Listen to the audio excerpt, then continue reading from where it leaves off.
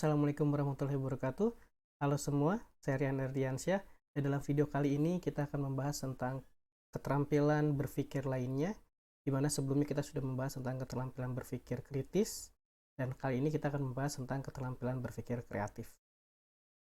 Dan keterampilan berpikir kreatif ini nanti kita akan bahas tentang definisinya, kemudian komponen kreatifnya ada apa saja, dan instrumen untuk mengukur keterampilan kreatif ini dengan menggunakan apa.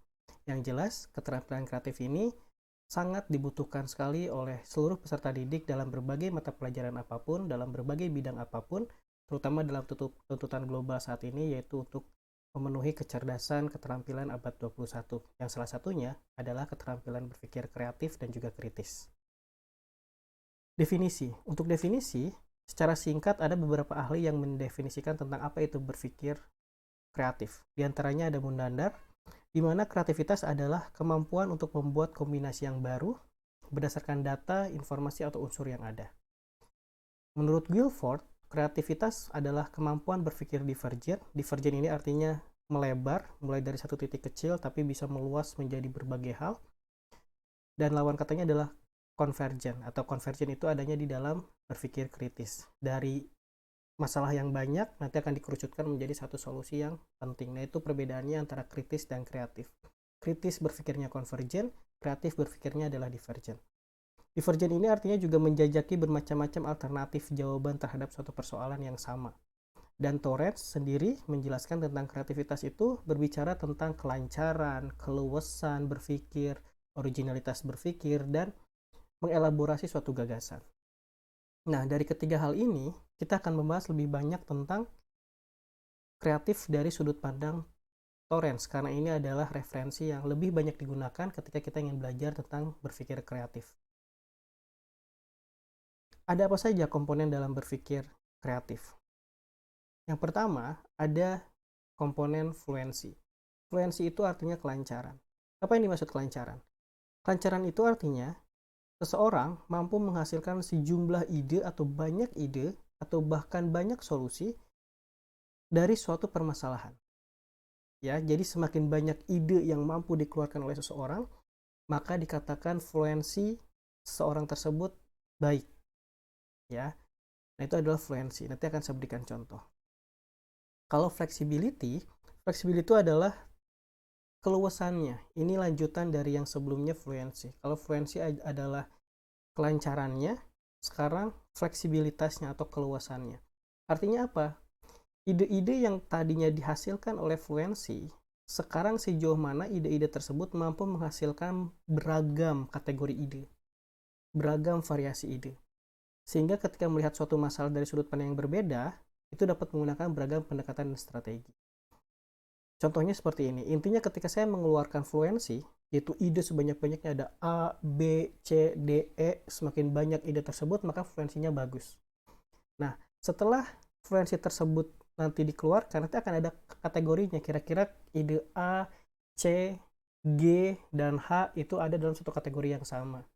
Kemudian ada ide D, kemudian J, dan Z, mungkin itu ada dalam kategori yang sama. Ketika fluensi tadi dikelompokkan menjadi satu kategori, ternyata memiliki banyak kategori, artinya memiliki beragam kategori ide. Dalam hal ini, maka flexibility-nya bagus. Tapi bisa jadi seperti ini. Ketika idenya banyak dari A sampai Z, ternyata ketika dikategorikan, semuanya itu masih dalam satu kategori yang sama. Maka meskipun fluensinya bagus karena banyak ide yang dikeluarkan, tapi flexibility-nya dalam hal ini adalah rendah. Karena ternyata dari ide tersebut, semuanya berada dalam satu kategori yang sama. Sekali lagi, jika masih bingung, saya akan berikan contohnya pada slide selanjutnya. Kalau elaborasi, itu mengembangkan ide dengan cara menambahkan detail yang lebih spesifik dan jelas. Jadi ketika seseorang mengeluarkan idenya, ada ide A, B, C, D, nanti ketika diminta coba jelaskan apa sih maksudnya ide A yang Anda gagaskan tadi. Oh, ide A itu adalah seperti ini, seperti itu, harusnya begini, harusnya begitu, prosedurnya seperti ini, alatnya harus begitu, dan seterusnya. Semakin dia mampu menjelaskan idenya, maka kemampuan elaborasinya sangat baik. Tapi ketika ditanya, bisa jelaskan nggak salah satu ide yang kamu tadi keluarkan dari A sampai Z? Misalkan saya ingin tahu ide A kamu seperti apa. Ah ya, pokoknya ide A saya seperti itulah. Pokoknya tinggal gini, gini, gini, selesai. Nah, kalau seperti itu, berarti dia tidak punya kemampuan elaborasi yang bagus. Karena tidak mampu mengelaborasi. Itu adalah elaborasi ya. Kalau originalitas, dia mampu menghasilkan ide unik atau tidak biasa. Dalam hal ini, idenya berbeda dengan rekan-rekan dalam satu populasinya. Dia berbeda sendiri, dia unik sendiri. Ya, jadi misalkan ide yang disebut original itu bukan ide yang harus baru ya, dan juga bukan harus ide yang dimodifikasi. Dan apapun itu, ide bisa dikatakan original selama idenya berbeda dengan populasi di dalam kelompoknya. Contoh, dalam satu kelas ada 30 orang siswa. Dari ke-30 orang siswa ini, ternyata ada satu siswa yang satu-satunya dia mengeluarkan ide tentang Z. Sedangkan siswa yang lain, mayoritas punya kesamaan, yaitu ada yang A, ada yang ide B, ada yang ide C, dan ide D. Tapi satu-satunya yang mengeluarkan ide Z adalah siswa ini. Maka, siswa ini dikatakan punya originalitas yang baik karena idenya berbeda dengan populasi di dalam kelasnya. Nah, itu maksudnya ya, meskipun kita tahu bahwa ide Z itu bukan ide yang baru, bukan ide yang wow, tapi di dalam populasinya itu adalah ide yang original. Seperti itu ya. Nah, gimana sih cara menilai creative thinking? Kreativitas itu identiknya dengan keleluasaan memberi gagasan atas suatu permasalahan yang inovatif. Dan dalam kreativitas, tidak ada jawaban mutlak benar dan jawaban mutlak salah. Tapi justru jawaban itu malah harus beragam, harus banyak yang keluar. Selama ini, kreativitas memang lebih umum ditemukan dalam bidang seni. Semakin dia mampu menuangkan idenya dalam suatu karya seni yang sangat menarik, yang sangat bervariasi, sangat original, itu adalah kreativitas. Dan instrumen baku untuk menilai kreativitas yang sudah ada, memang sudah ada sebetulnya dikembangkan oleh berbagai pakar. Dan biasanya instrumen tersebut, terutama berpikir kreatif ya, terlepas dari konsep atau materi suatu bidang ilmu. Instrumen tersebut dapat dijawab oleh siapapun tanpa melihat pemahamannya pada suatu konsep materi tertentu. Artinya apa? Artinya kreativitas ini sebenarnya muncul di luar mata pelajaran atau bidang keilmuan yang berikat dengan terikat dengan konsep. Artinya di luar konsep, karena dalam kreativitas ini ingat nggak boleh ada jawaban benar secara mutlak dan jawaban salah secara mutlak. Tapi kan ketika kita ingin mengajarkannya dalam suatu konsep, kita terikat dengan konsep. Contoh, saya expertise-nya adalah di bidang biologi. Sedangkan di bidang biologi itu konsepnya sangat mengikat sekali. Sekalinya ide yang dikeluarkan tidak sesuai konsep yang seharusnya, maka ide itu bisa saya katakan salah secara mutlak. Padahal kreativitas tidak boleh seperti itu. Nah, ini adalah tingkat kesulitannya. Ketika ingin menerapkan kreativitas yang terikat dengan suatu konsep atau materi tertentu, yang ada jawaban benar secara mutlak dan salah secara mutlak. Sedangkan kreativitas nggak boleh dinilai secara salah mutlak dan benar mutlak. Sehingga pertanyaannya, apakah ada kreativitas yang bisa diukur dalam bidang sains? Atau bidang yang lainnya di luar sains? Tentu saja bisa. Mengapa? Karena tuntutan global, yaitu terutama tuntutan abad 21, itu dinyatakan secara umum dalam berbagai bidang apapun itu. Di mana keterampilan yang harus dimiliki diantaranya adalah 4C. Critical thinking kita sudah bahas pada sesi sebelumnya, creative thinking yang akan kita bahas sekarang, kolaborasi, komunikasi, dan seterusnya. Ya, tapi kreativitas dalam sains memang punya batasan. Nanti kita akan coba ya perlihatkan seperti apa contohnya. Ini adalah instrumennya. Instrumen untuk kreativitas itu ada 3 macam. Ada kreativitas figural atau TCIA, ada gabungan verbal figural antara figural dan verbal. Figural itu gambar ya, verbal itu adalah berupa teks. Ada TTCT, ini biasanya Torrent Test Creativity Thinking, kalau tidak salah ya, mau dikoreksi. Dan ini juga Torrent Creativity Image Ability kalau tidak salah, atau assessment. Dan hanya verbal saja. Jadi ada 2 bentuk sebetulnya, verbal atau teks, figural atau gambar, atau gabungan keduanya verbal dan figural. Itu adalah kreativitas instrumennya ya. Nah, TTCT ini singkatan dari Torrent Test of Creativity Thinking ya. Ini berupa verbal, nanti akan saya contohkan saja secara langsung tentang verbal, tapi tabel ini adalah dasar saya, nanti akan memberikan contoh seperti apa, jadi saya skip saja tabel ini. Ya, ini adalah contoh gambar. Gambar itu seperti ini ya. Misalnya di awal, siswa hanya disajikan satu bentuk dua dimensi yang sangat sederhana. Di sini lingkaran.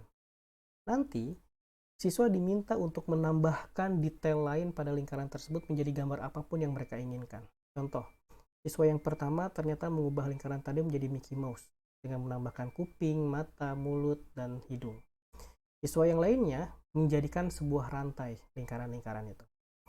Ada lagi, objeknya bervariasi, ada objek persegi panjang, lingkaran, trapesium mungkin ya, atau apapun itu. Kemudian ada segitiga. Ada siswa yang menggabungkan keduanya menjadi seperti ini. Ada juga siswa yang menggabungkannya menjadi sebuah wajah.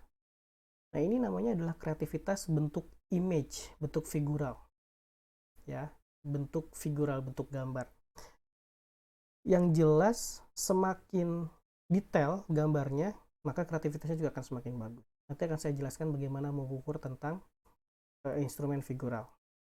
Nah, figural ini biasanya rubriknya menggunakan Test of Creativity Imagery Abilities atau TCIA. Ada 3 hal yang harus dinilai ketika Anda ingin memberikan soal kreativitas dengan menggunakan gambar. Yang pertama yang harus dinilai adalah vividness, yang kedua originalitas, yang ketiga adalah transformative ability. Apa itu vividness? Vividness ini adalah kemampuan dalam menghasilkan gambar figuratif yang jelas dan berbeda. Ya, jadi benar-benar jelas ini maksud gambarnya apa nih? Orang tahu, orang paham bahwa maksud gambar itu adalah rantai misalnya, atau Mickey Mouse misalnya, atau apapun itu. Vivid itu adalah kejelasan. Originalitas, kalau gambar hasil buatan siswa itu berbeda dengan semua gambar yang ada di dalam populasi kelasnya. Misalkan dia menggambar Mickey Mouse dan tidak ada satupun yang menggambar tentang Mickey Mouse atau bahkan menggambar tentang hewan, nggak ada. Yang lainnya menggambar tentang rumah, rantai, bangunan, mobil. Ternyata yang makhluk hidup hanya dia sendiri, yaitu Mickey Mouse. Maka originalitas dia baik. Kalau transformative ability adalah kemampuan untuk memodifikasi dan merubah gambar figuratifnya. Semakin dia buat gambar tersebut menjadi gambar yang baru dan bahkan gambar awalnya benar-benar tidak terlihat sama sekali, maka transformative ability-nya juga sangat baik. Jadi misalkan contoh tadi diberikan gambar lingkaran, dia ubah menjadi Mickey Mouse dengan sangat detail misalnya ya, tapi kita sampai tidak menemukan atau sampai tidak terlihat jelas bahwa gambar awal yang lingkaran itu ada di mana, itu akan semakin dianggap baik transformative ability-nya ya. Itu adalah 3 hal. Nah, biasanya TCIA, bentuk-bentuk gambarnya sudah disediakan seperti ini. Coba buat gambar dari hanya 3 bentuk ini, garis, garis, dan titik. Kemudian ada gambar titik, garis, dan titik, dan seterusnya. Ini bisa digunakan. Atau mungkin Anda sendiri punya ide yang lain dalam memberikan tes kreatif berupa figural atau gambar. Nah, seperti itu ya. Ini yang tadi saya katakan, vividness. Vividness ini skornya akan lebih besar kalau dia semakin kompleks, kaya dengan detail, dan bahkan bisa dilihat secara jelas maksudnya apa. Tapi kalau ternyata sederhana, perubahan gambar dari awalnya hanya sedikit saja, itu 1. Ya, kalau 0 berarti tidak bisa ditentukan ini sebetulnya gambar apa, tidak dikasih judul, dan bahkan gambar awalnya pun tidak dicantumkan dalam gambar hasil kreativitasnya, berarti itu 0. Kalau originalitas, skor yang paling terakhir singkatnya adalah dia berbeda dengan populasi di dalam kelasnya, itu aja yang paling gampang. Kalau ini mungkin masih ada yang sama, sekitar 1, 2, atau 5 orang. Kalau ini masih banyak yang dominan sama dengan gambarnya di dalam kelas. Kalau transformatif, dia kompleks dan bahkan bisa memodifikasi gambar awalnya. Gambar awalnya benar-benar sempat hilang, tidak terlihat, itu skornya 2, dan semakin terlihat gambar awalnya itu skor 1, dan skor 0 kalau masih terlihat jelas gambar awalnya. Itu transformative ability ya. Nah, itu adalah figural. Sekarang yang paling sering digunakan dalam mata pelajaran di luar bidang seni biasanya berupa verbal. Verbal tadi di slide sebelumnya saya sudah menjelaskan ada fluency, flexibility, elaborasi, dan originalitas. Ya, verbal ini sangat sering digunakan dalam kreativitas di mata pelajaran di mata pelajaran science ya, atau di luar bidang seni. Contoh, satu pertanyaan saja. Misalnya, apa saja pemanfaatan batok kelapa yang bisa Anda pikirkan dalam 1 menit? Satu pertanyaan ini akan bisa mengukur 4 komponen tadi: fluency, flexibility, elaborasi, dan originalitas. Misal, saya siswa menjawab, saya bisa bikin dari batok kelapa itu ada mangkok, gelas, bros, asbak, arang bakar, topi, media tanam, bola mainan, miniatur kendaraan mobil, miniatur kendaraan sepeda. Hitung di sini, ada berapa jenis ide yang bisa saya keluarkan. 1, 2, 3, 4, 5, 6, 7, 8, 9, 10. Ada 10. Maka fluensi saya skornya sebesar 10. Bagaimana dengan siswa yang lain? Sama, tinggal dihitung. Siapa tahu ada yang mengeluarkan 12 ide, atau hanya 2 ide, atau ada 6 ide, atau bahkan 30 ide. Nggak masalah, berarti semakin banyak idenya, fluensinya semakin bagus.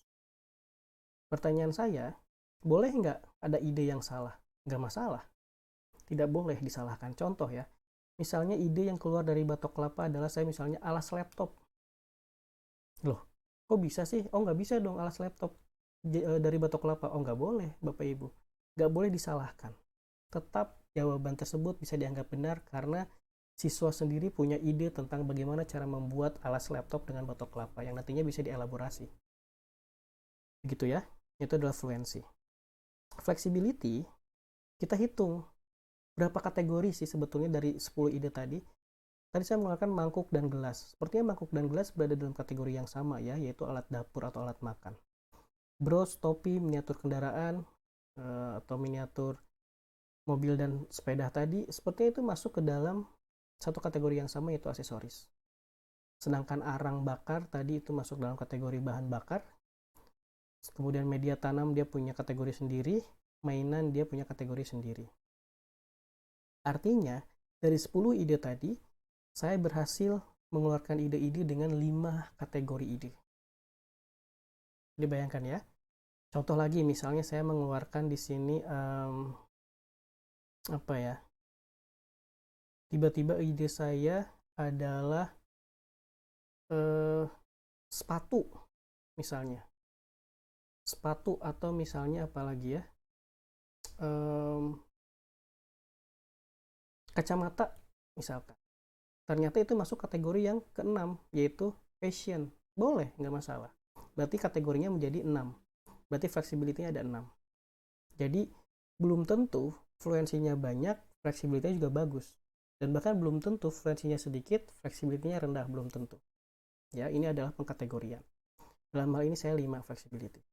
Originalitas, nah ini tinggal dicek nih. Kalau Bapak Ibu ingin mengeceknya secara pribadi, hanya satu siswa saja, maka tinggal dicek ada yang aneh nggak sih dengan ide ini. Kayaknya semua ide ini nggak ada yang aneh. Biasa aja, nggak ada yang unik, 0. Tapi, Ibu juga bisa, atau Bapak Ibu atau Anda semua bisa mengeceknya juga di dalam populasi kelompoknya. Cek nanti di dalam populasi kelompoknya. Ya, kira-kira yang mana nih yang unik yang tidak disampaikan oleh teman yang lain. Kalau ada, berarti originalitasnya bagus untuk ide itu. Atau bisa dulu seperti ini. Sebelum menilai originalitas, coba masuk dulu elaborasi.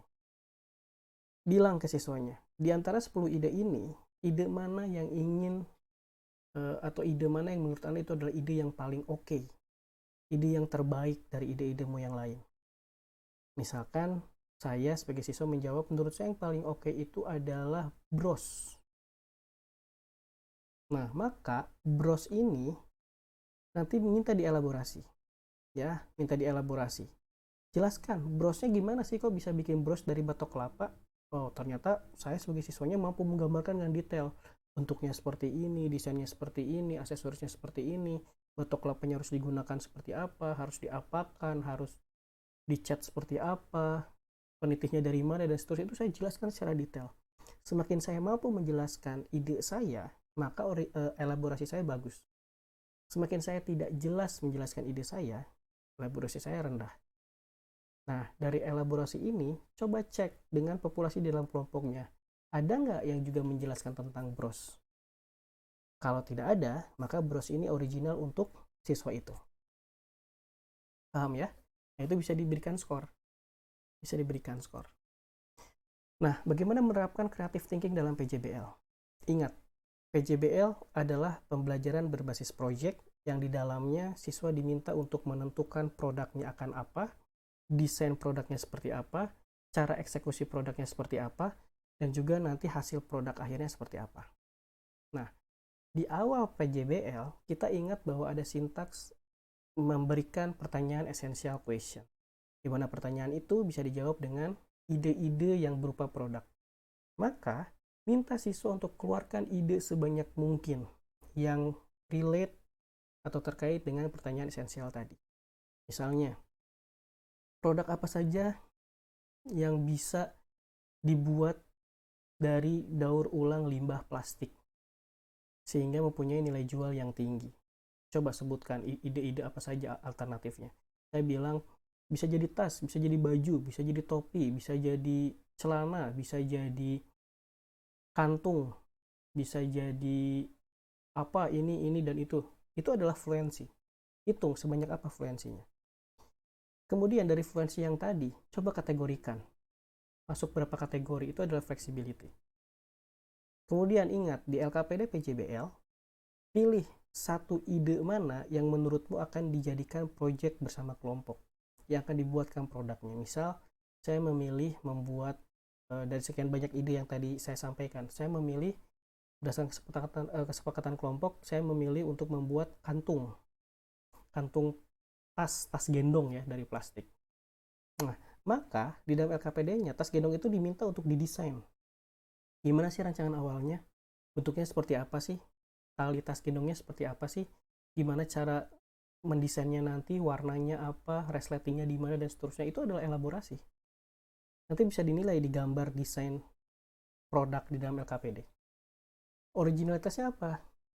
Coba cek, ada nggak kelompok lain yang juga proyeknya sama-sama melaksanakan proyek pembuatan tas gendong.